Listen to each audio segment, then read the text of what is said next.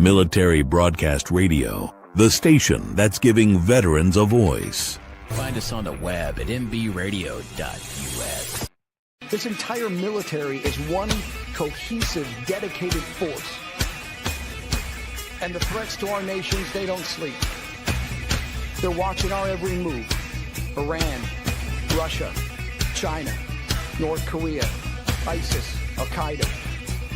They may be watching this right now. Our military should not be mistaken for a cable news gabfest show. We don't care what you look like.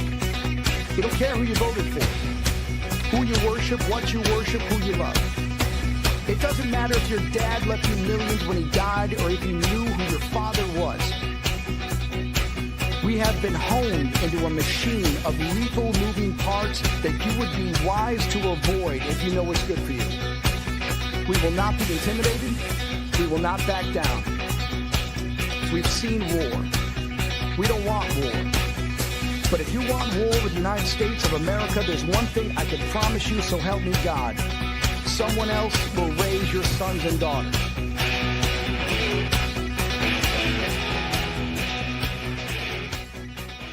Military Broadcast Radio, the station that's giving veterans a voice. Find us on the web at mbradio.us. Opinions expressed in this program are those of the speakers and do not necessarily reflect the views or positions of any entities they represent. Find us on the web at mbradio.us. Join Terry with Tracer Rounds every Tuesday at 8 p.m. Eastern to hear interviews with veteran artists, veteran business owners, and businesses that support veterans. Catch us on Roku, Amazon Fire TV, and MB Radio. If you miss a show, you can listen again on Wreaths Across America Radio every Wednesday at 3 p.m. Eastern. Tune in to see if you are on target. MBR, giving veterans a voice. And you're on the Tracer Rounds show, and we're on Military Broadcast Radio, where we're giving veterans a voice. And tonight's voice is to Sean Martin, who is the executive producer, lead singer, guitarist for The Quarantined. Welcome, Sean. Thank you, Terry, for having me. It's really great to be here. I'm really excited to talk to you about your military service and about your band. So can you tell us, I know you're in the Army. Can you tell us just a little bit about how long you're in, maybe what your job was, maybe some of your deployments, if you're, just whatever you'd like to tell us around your military service? Sure. So I signed up for a 18X contract, which was a designation for the fast track into special forces, but you had to get through infantry basic training and the AIT and airborne school. And they gave you an option after airborne school that you could either go directly to the special forces training in Fort Bragg, or you could go to a unit and deploy. And then after that deployment, option to go to Fort Bragg to complete your special forces training. And so after airborne school, I decided to go to the unit, the needs of the Army unit, and that the unit they sent me to was the 3rd of the 509th in Alaska. Oh, wow.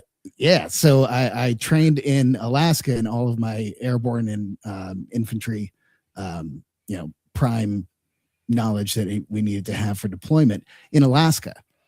And we would go marching, and running through the snow was our best friend. We would sleep in it. We had, we're Arctic warriors. We had all these great, the best story that I have, not at least the fun story that I have is we went up to Fairbanks, Alaska one time for a training, and it was in the middle of winter, and it just so happened that on that day the wind was whipping really hard, and it got down to -55, which if you know that if you've been in -55, you know that you can't stay in -55 for any time longer than like 30 minutes, or else your chance of a cold weather injury goes up exponentially for every minute you stay past that point. Right. So they explained it all to us. And so we had to do firing exercises, like, like target acquisition exercises down a range where we would run up to a firing point and wait for the targets to come and try to shoot them.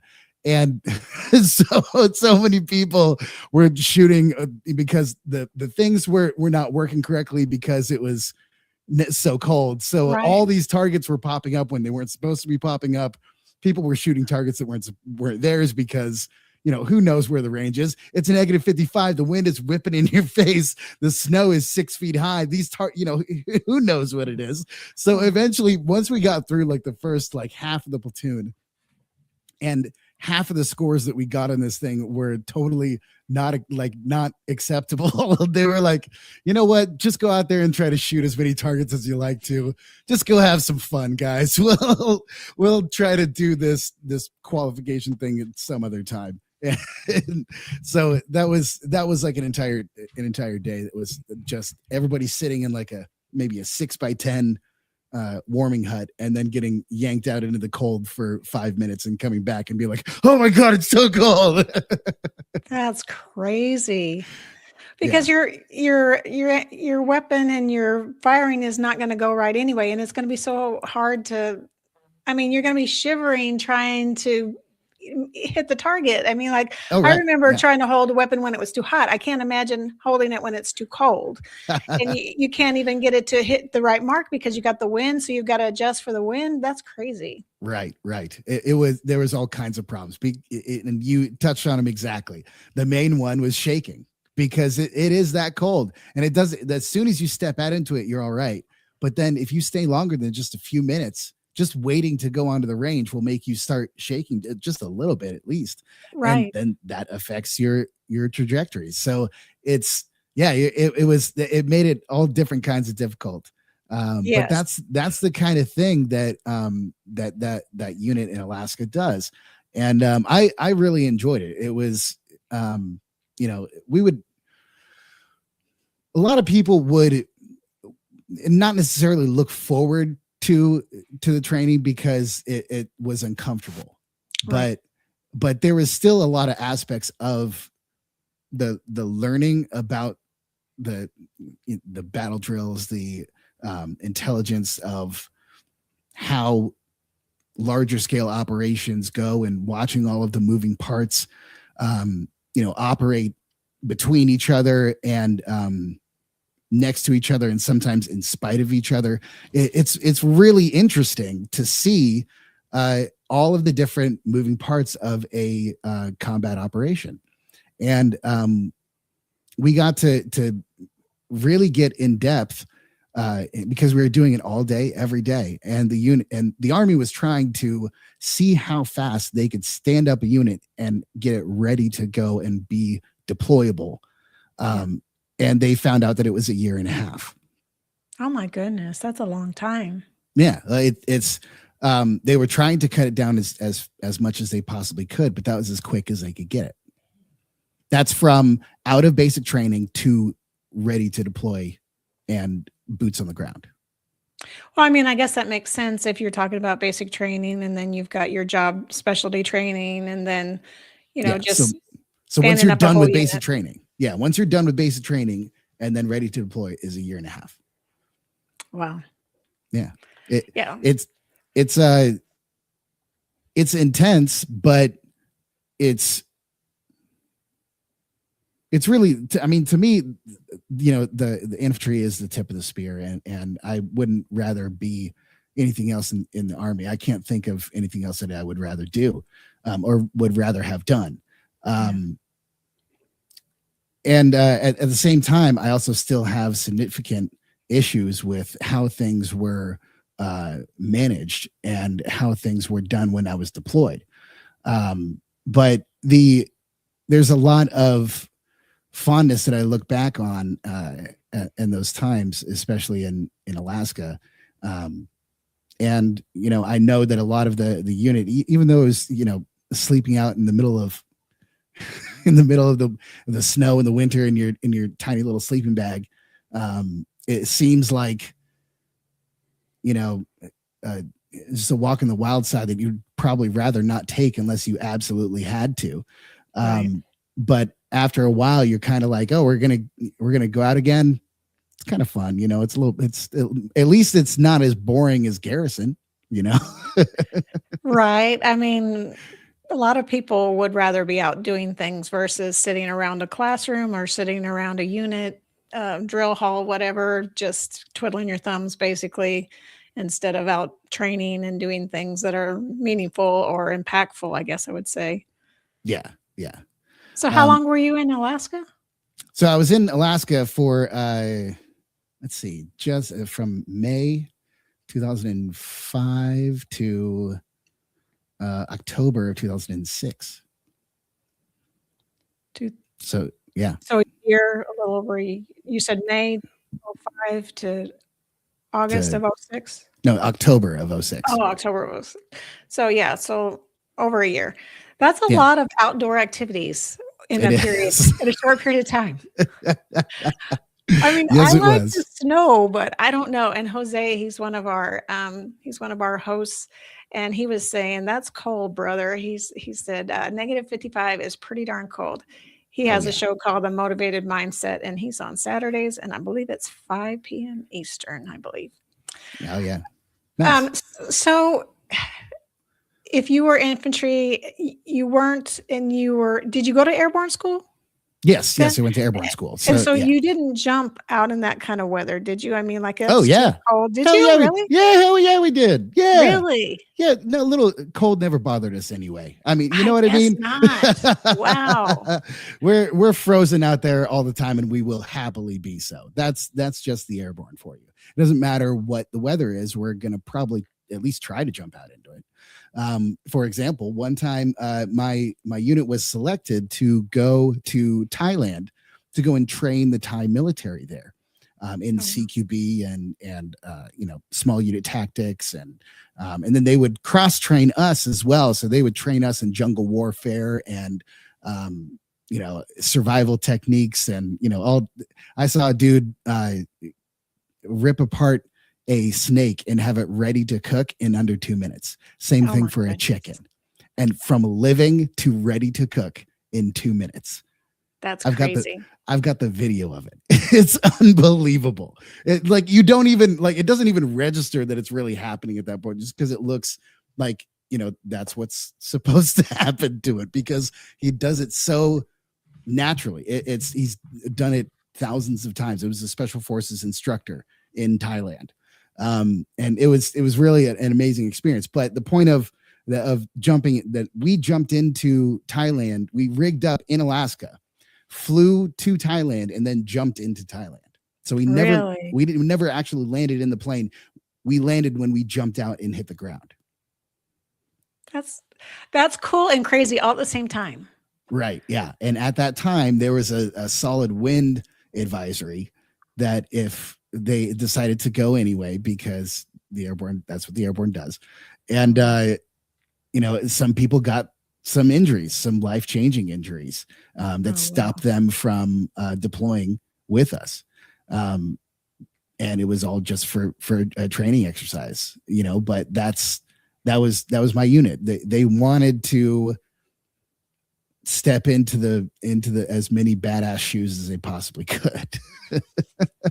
Well, that's pretty bad, I would have to say. So I know there's a visibility threshold, and there's got to be a weather threshold as far as the hot and cold extremes before you can jump. Isn't there some kind of threshold where you won't jump? I would think so. Yeah. Yeah, but you didn't find it, right? But I didn't experience it. No. they kept finding ways to allow us to jump. So yeah. There were people there. I had a buddy of mine who did close to 100 jumps in the time that he was in Alaska before he deployed. He was getting himself ready to go and get transferred to the Golden Knights. That was his ultimate goal, was to go to become a Golden Knight. And as soon as in deployment, I saw him in the comms tent, and he told me, "Hey man, I just got approved for the transfer when we get back to start the training for the Golden Knights. I made it." And I was like, "Fuck yeah, dude, it's great. I'm so happy for you." and then the next day he got killed in an ambush on the way to Fallujah. Oh my gosh. His name was Jeff horrible. Bisson, and he was my best friend from basic training. And I'm so it's sorry. thank you. Yeah, it's you know, the experience is laden with the stories that are really bittersweet. Right. You know, that's a lot of how I've felt about it is you know, bittersweet. There's good and there's bad, but that's, you know, to me, the yin and yang of life. Yeah, it is, but it isn't always pleasant for sure. right. Yeah. Yeah. So after you got out of the service, what did you do? So after I got out, I was kind of a wreck after I got out of the service. It was right after deployment. I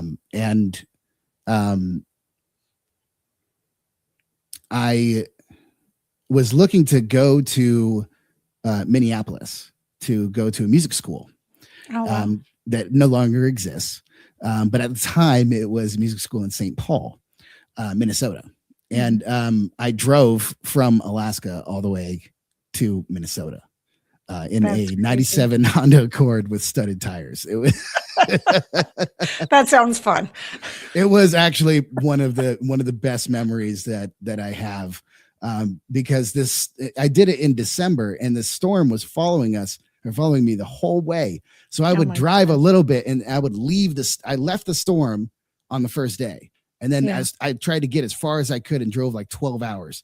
And then I got there and I'm like, hopefully I'll beat the storm. And I wake up and everything is just covered with snow. The roads, it's like a solid, you know, at least 6 inches everywhere.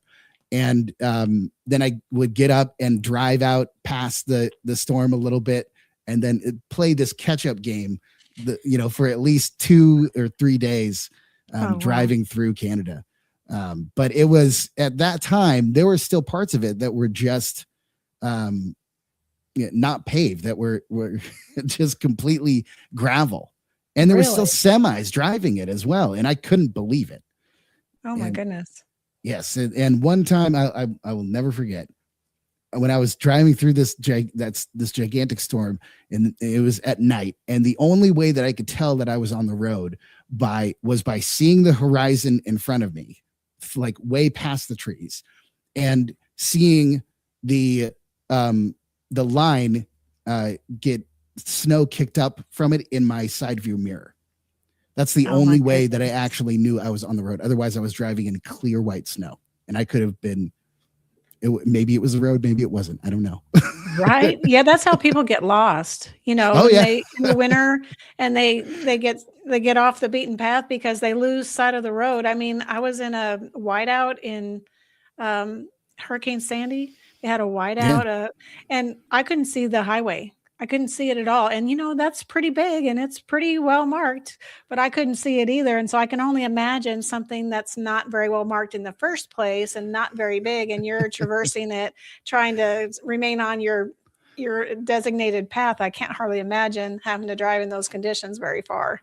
It wasn't a lot of fun for me, that's for sure. Yeah, it was harrowing at the time, but looking back on it, I'm really glad that I did it, because now, you know, driving in the snow is no big deal to me. You know, I feel like not just living in Alaska will do that for you. And Right.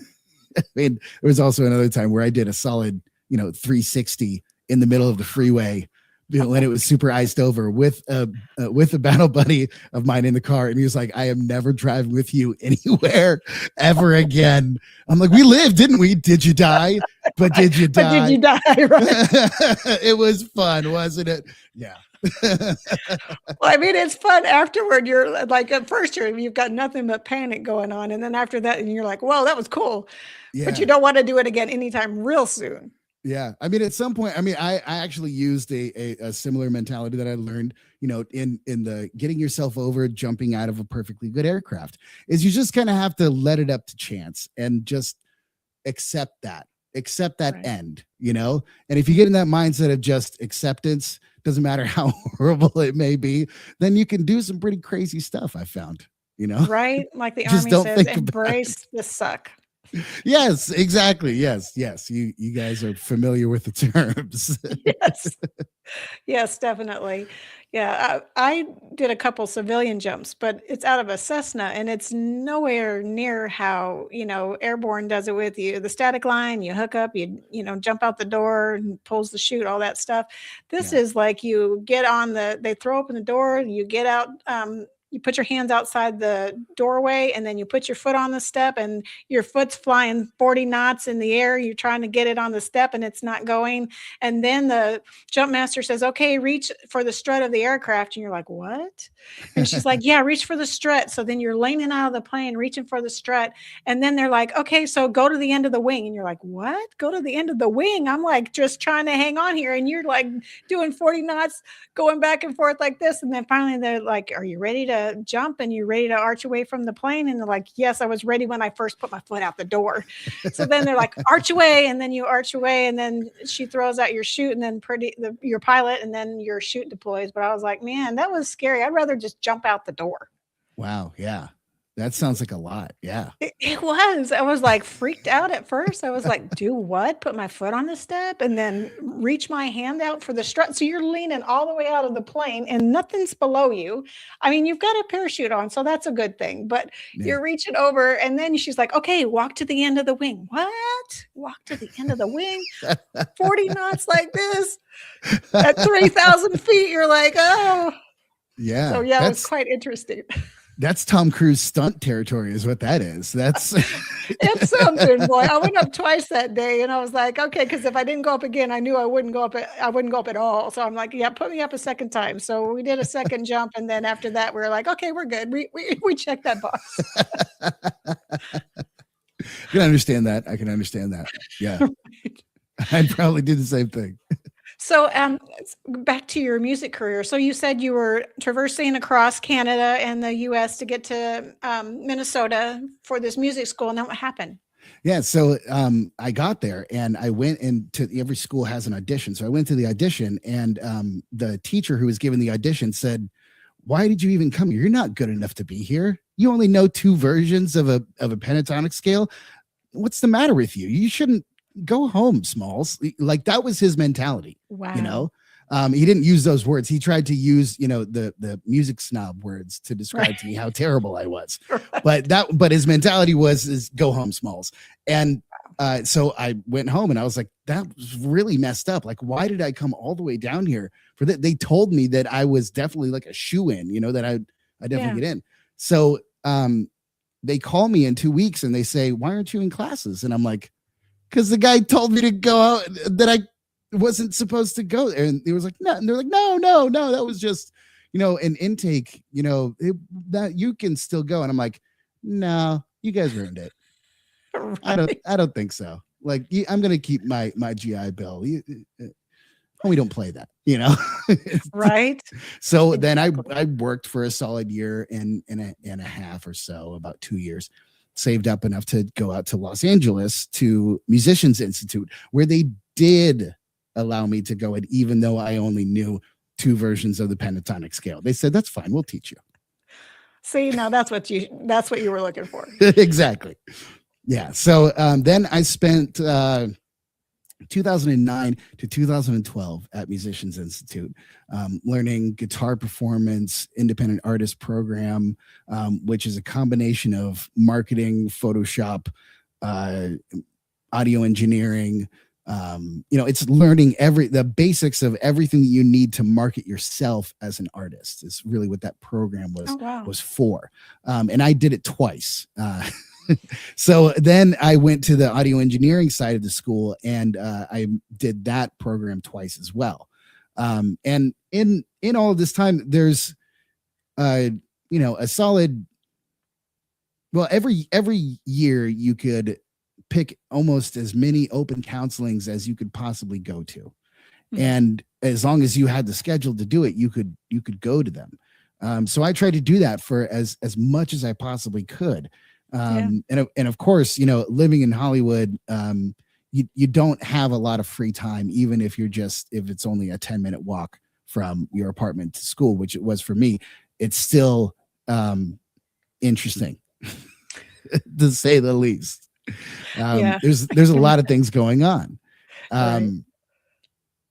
And so I lived in Los Angeles. So after 2012, after I graduated, I'd already started working together with two of my friends who I met at MI to make The Quarantined. And it was after, trying to be sideman for a lot of different projects. And all of them ended up in the same inevitable way where, somebody had really great intentions. They had really great songs. They had really good gear. They had, everything that they needed. But they would make terrible choices, So then they would make terrible choices and end up inadvertently destroying the band. And then they would give up and try to start something new and with new people entirely. And that would happen all the time. And it's one of those things where you start to realize that exactly what they had described to me in music school isn't exactly the way it's always going to be. You would have to learn the techniques to help progress your knowledge forward instead of just relying on what they had told you as if it would always be, people can do that with their bachelor's degrees. They learn the things, the principles of economics. And even though if you learned it in the 80s, the same principles of supply and demand still apply. It's just in how you apply them and how you look at them based on the perspective of your business. Well, inevitably, I found that music as a business has to be the same way. There is a aspect of positioning that's very, very important. And I started to realize that looking at the music like a business, and also as yourself as a brand, was a valuable way of operating instead of having a set of musician integrity values that stop you from doing things. There was a lot of purity tests where people would want to only do these shows if they operated in this particular way. And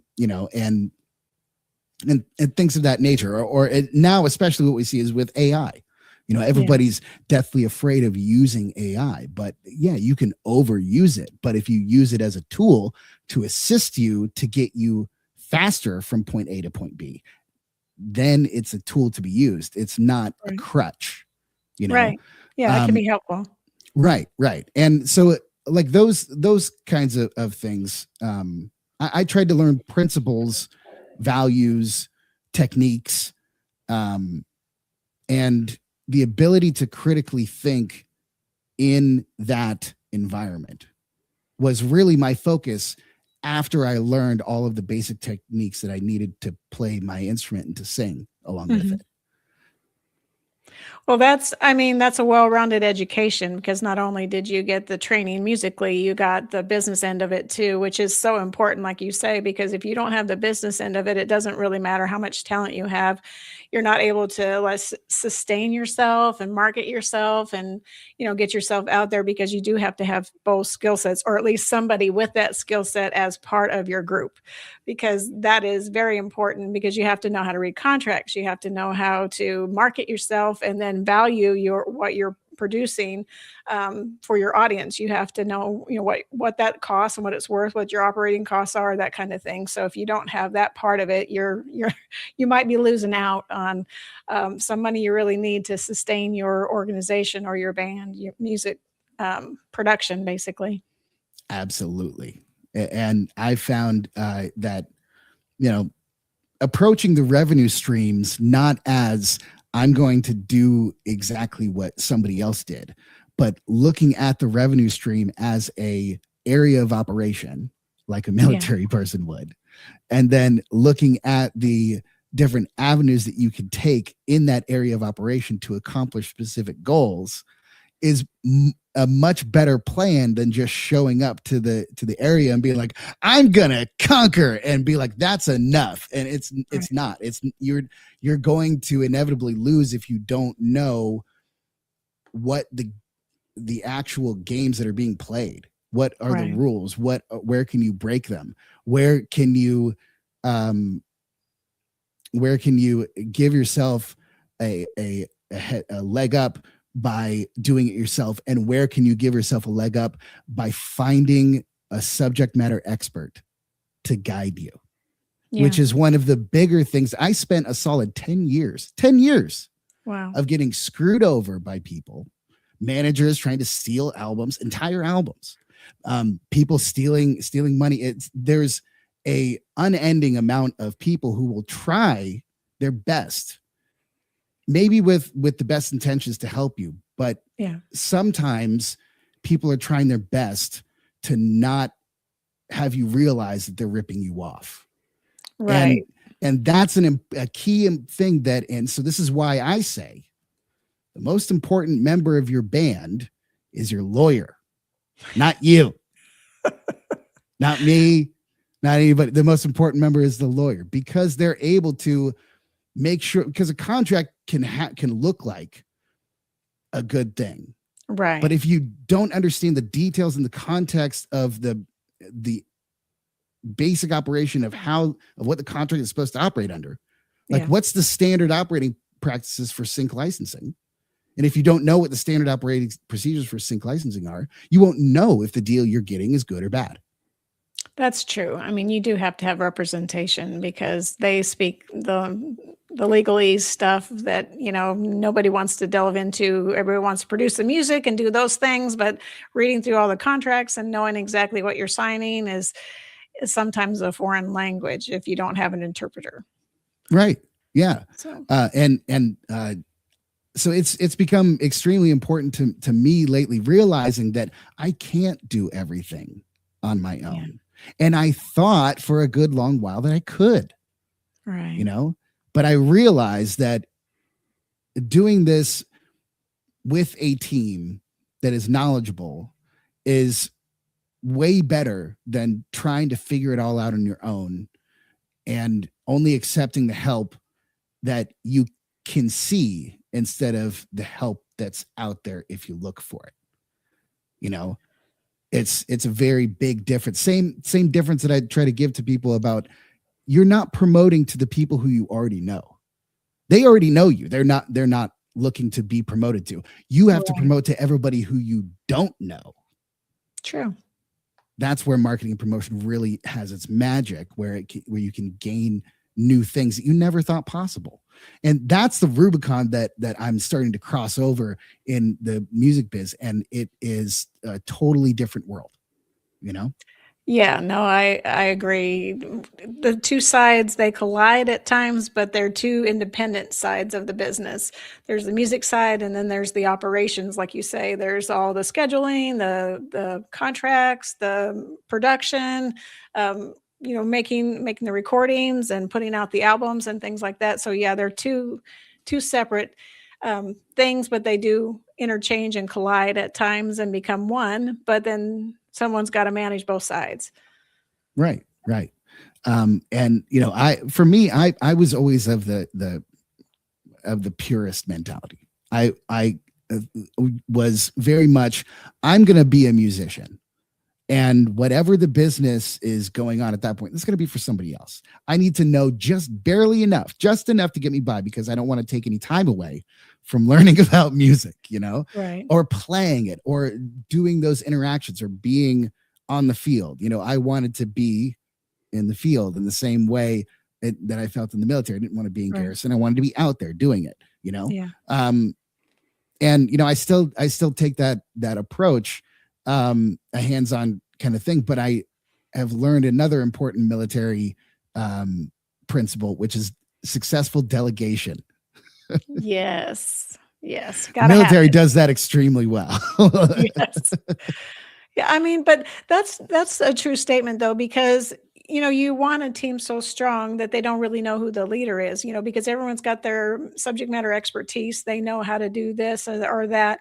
And that's how it works, is because everyone comes together with their strengths. Because if everyone had the same strength, things wouldn't go as well, because you need people that have other skill sets that maybe you don't have, and they're very well versed in it, and you make a really good complement to one another, because you're capitalizing on their strength and not the weakness you don't have, but the strength the other person has.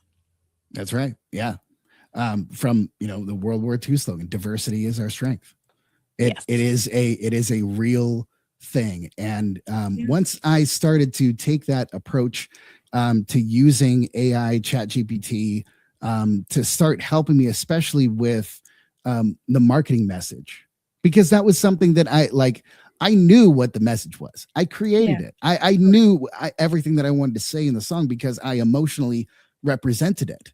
But that doesn't mean that I put it in a coherent sentence that some regular person can understand. I have to learn how to do that because it's different than just singing the line and expecting someone to get it, Yeah. So that was one of the key things that I used AI to narrow down because I needed an answer right away. I didn't need to sit there and ponder it for months and months and try to figure it out.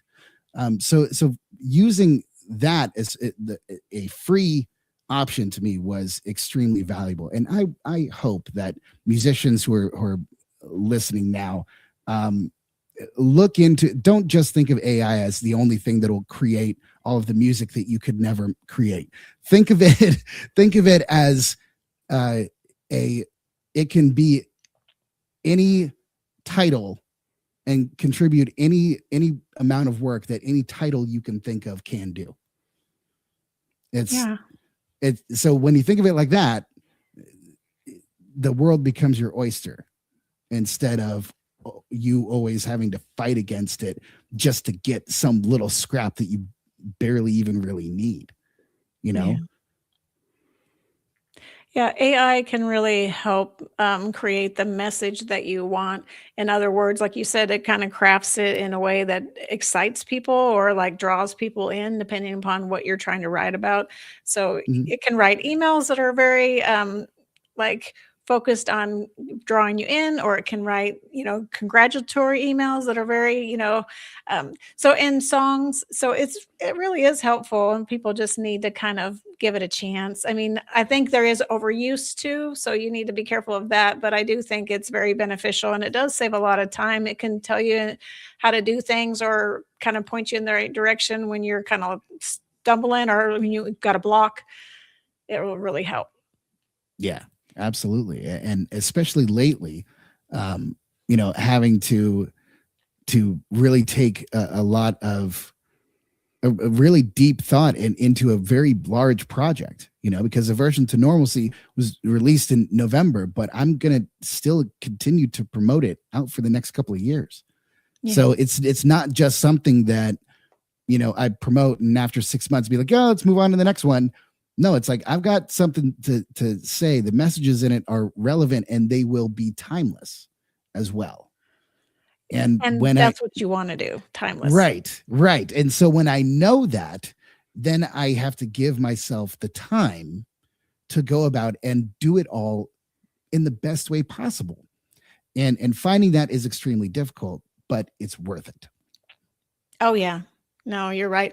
Because some music transcends time and space and genres, actually. So if you write the right lyrics or write the right song and it's evergreen, basically, it doesn't really have an expiration date. That's what you want, because like some of the songs that used to be popular back in the day haven't resurged. There's made a resurgence because they've been added to video games and stuff that the younger group are now listening to. Like it's a brand new song, like they're just hearing it for the first time. So it must be brand new. No, it's 30 years old, but it's timeless. So it still works. It's still relevant. Yeah, because the issues of yesterday are still relevant for the issues of today, even though maybe some of the technology has changed. Issues are still issues. We still have all kinds of similar relationship issues, like social issues, all those things. So as long as you write a song that can transcend some of those leaps in time, then it's going to be relevant no matter what genre or what era it's played back.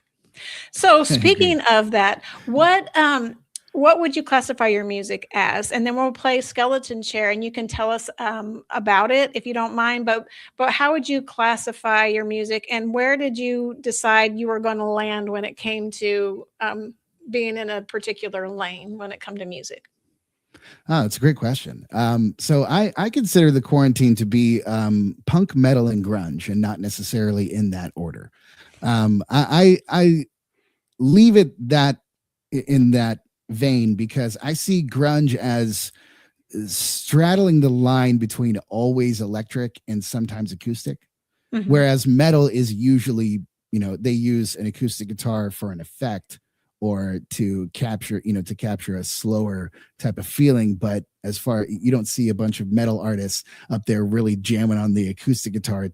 If they did that, you'd be like, this dude is country, right? So there's some that I take from metal, but not everything. And then punk in its attitude, punk in its defiance, and showing the American spirit of individuality, and independence, independence of thought and independence of mind. That's the kind of area where the quarantine is really stationed, to use another pun.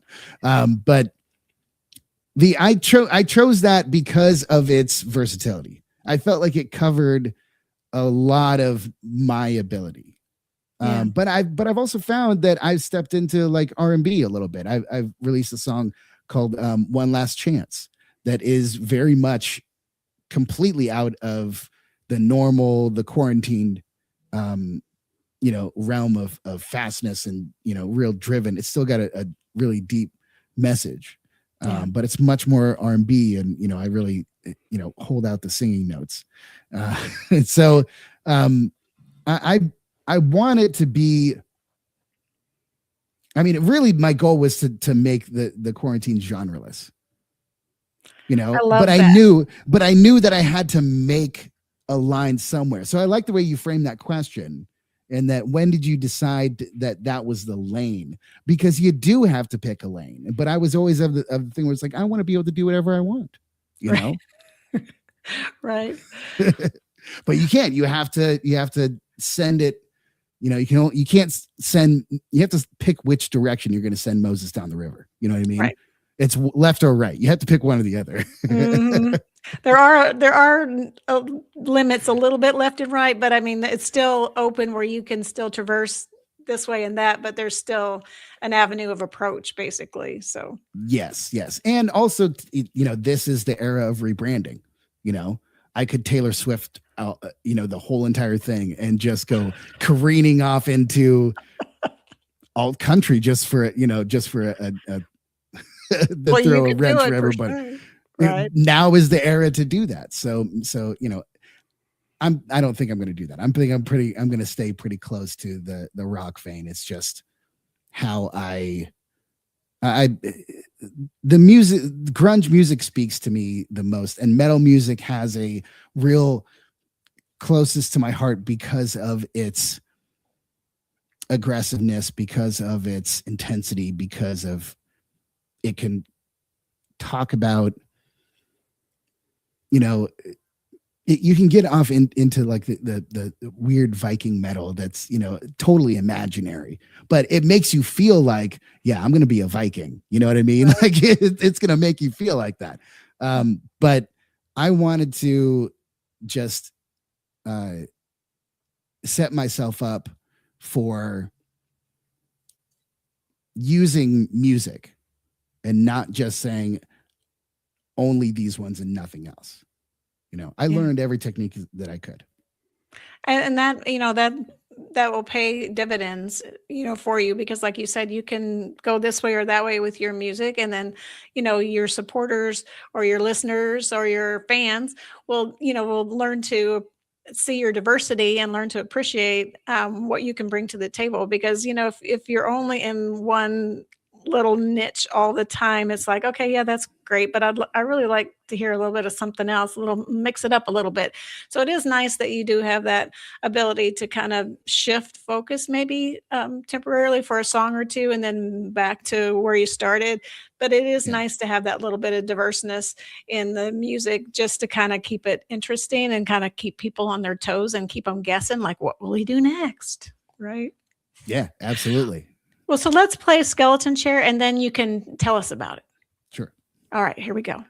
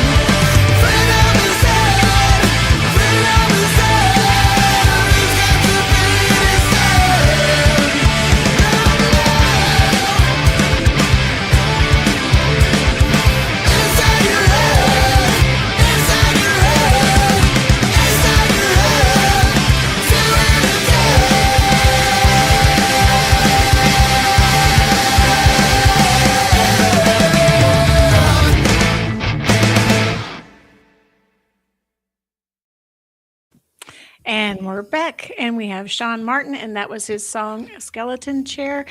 And I'm feeling sorry for the audience right now, actually, because I was listening to it in the earphones, and just all the different components are so clear in the headphones, and it's so amazing how they all come together to make that song, because I was really listening to each individual instrument and note and drum beat and vocal, and like it's a symphony in the earphones. And I don't know if everybody got that same symphony as I got, but I was like, I think they're missing out. Well, I hope not. I hope that they're hearing the symphony. We recorded at a Blackbird Studios, one of the legendary studios. So hopefully it did transfer through their, less than ideal phone speakers, but maybe it did. Hopefully it did. Hopefully they're listening on Roku or something, and they've got the audio speakers, the sound bar hooked up to their TV and all that, and they're hearing it like we are hearing it. So what was the inspiration behind the song? Where did the thought skeleton chair come from? And what were you thinking when you started writing that one? Well, I started writing this song after a very intense bout of exposure therapy. Mm-hmm. And it was exposure therapy for this mission that we did in Iraq that started, the mission itself was a very complex operation, but to just give a quick rundown, it was like there was a lot of incidents that created the situation that made the mission necessary. Mm-hmm. And a lot of those things were just little choices that we had made as a unit just because out of necessity, but mm-hmm. It was just a slow burning consequence candle that just kept getting shorter and shorter and shorter until at the end we had to do this kinetic operation that was essentially we were working together with Special Forces and Blackwater to set off an ambush to try and draw out a whole bunch of soldiers who we had intelligence on that they were part of the insurgency. And they were right. There was a whole lot of them. Oh. And it turned into, I don't know how much of the details, but it was a bloody affair. Mm. And it changed my entire awareness of what war could even be. Yeah. And also who I was as a human, because I made decisions that inalterably changed the course of my life. And I still, while it ended up having a massive consequence at the end of it, a massive, massive consequence. Yeah. The civilian population took a bad case of A10 fire, and it was Blackwater's fault. And in the end,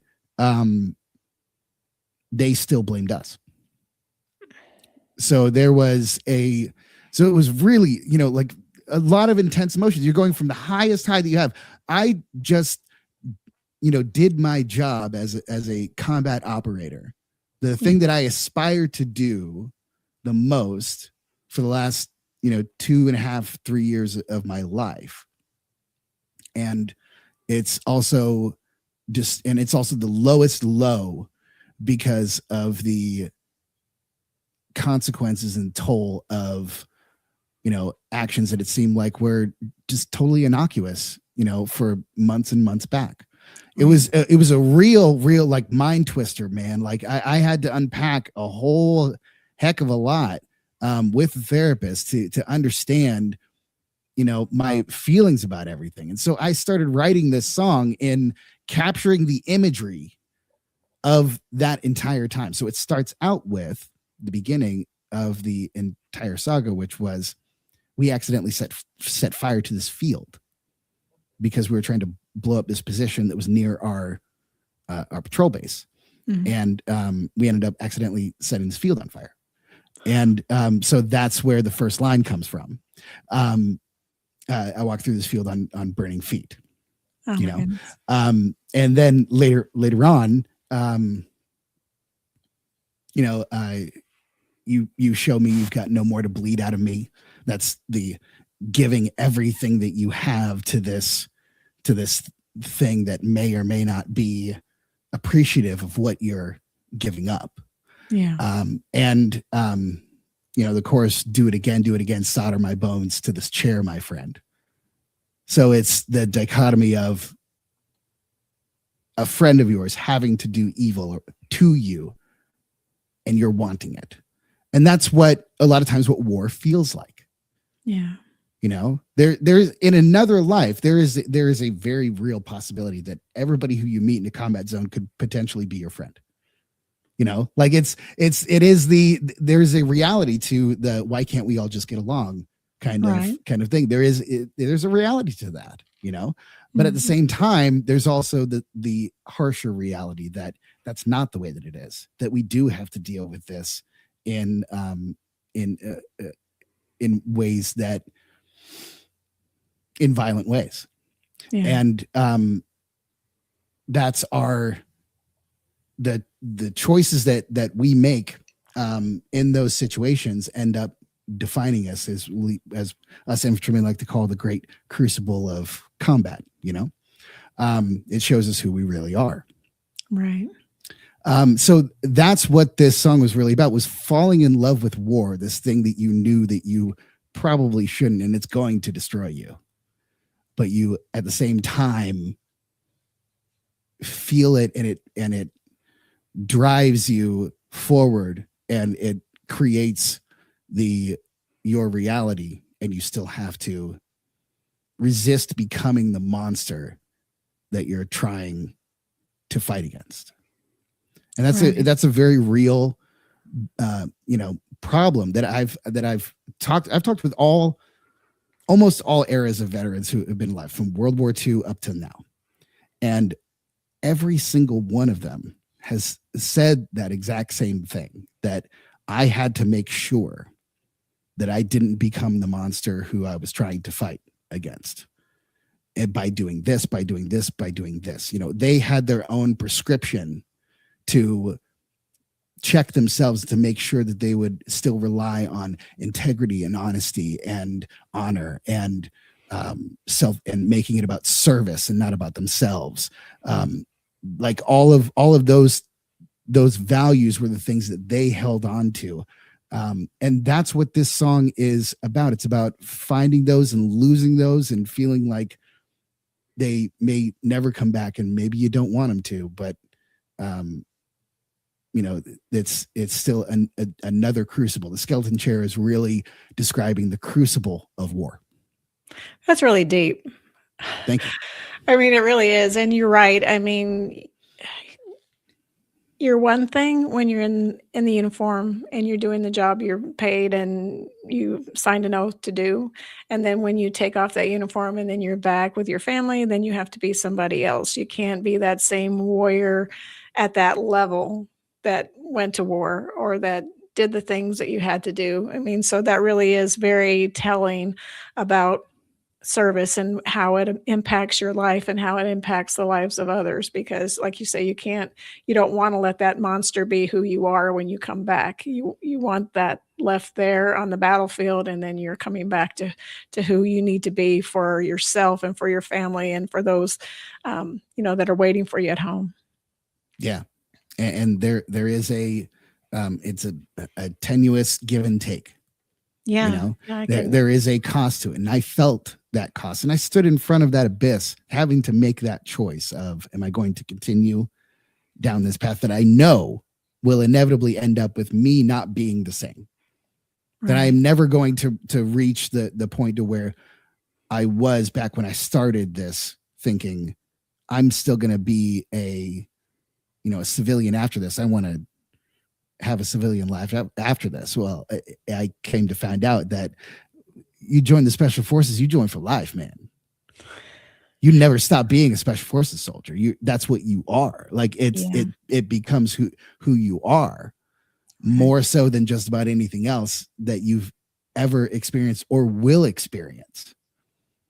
And when it was truly and honestly described to me like that, it made me go, I'm not so sure about it anymore. Right. Maybe I'll take another step down from that, and maybe that'll be an acceptable level, because I knew that I wanted to have a life after it, but service was extremely important to me. Yeah. Well, we have about a minute left. Is there anything else you want to put out? I wanted to let you get a chance to get your dates out if you're going to be somewhere, or at least put your social media information out there so people can check you out as far as your music and where you're going to be and what's going on. Yeah, you can follow us on TikTok, Instagram, Facebook, at The Quarantined. You can find us on thequarantined.com. I highly recommend our website. It's got everything on there. All the press articles that we have, all of the social media links, all of the extra discography that is not available on Spotify, and it's only available on Bandcamp right now. So there's a lot of hidden gems in there that I highly recommend. And we're going to be lots of different places, but mainly online. So we're going to have a lot of new online content for you. So stay tuned on our social medias for that. That sounds great. It's been such an honor to talk to you. I really appreciate you coming on tonight and really explaining how you got to where you are and your music. And, you know, I'm going to be listening because I'm going to see what's going on. So thank you so much for coming on tonight. Thank you so much for having me. It's been fantastic. Thank you. All right. Well, this is Tracer Round signing off. Life is like a duck. Tough times don't last, but tough people do. Here at Military Broadcast Radio, we're teaming up with our friends at Die Tired, the veteran-friendly music band spreading strength, resilience, and mental health awareness one shirt at a time. And check this out. Their brand new shirts feature broadcast beaker right on the breast pocket. A reminder that you can weather the storm, and you're never alone. Shirts are only $25, and proceeds support giving veterans a voice. MBR's mission to teach veterans how to podcast and videocast. Because when our vets are talking, they're not overthinking. They're not second-guessing. Together, we stop the 22 stigma. Grab your shirt today at mbradio.us and hit the shop.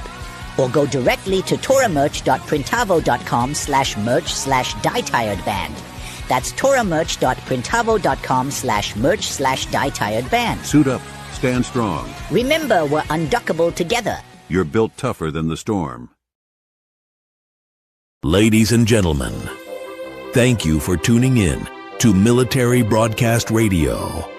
As we wrap up today's show, we want to remind you that the podcast of today's episode will be available right after we go off the air. So if you missed any part of the show or want to listen again, be sure to check it out. And remember, we're here to support and honor our veterans. Your stories and experiences matter, and we are committed to giving you a platform to share them. That's right. We're here to give our veterans a voice. So don't forget to catch the podcast and stay connected with us. Giving our veterans a voice.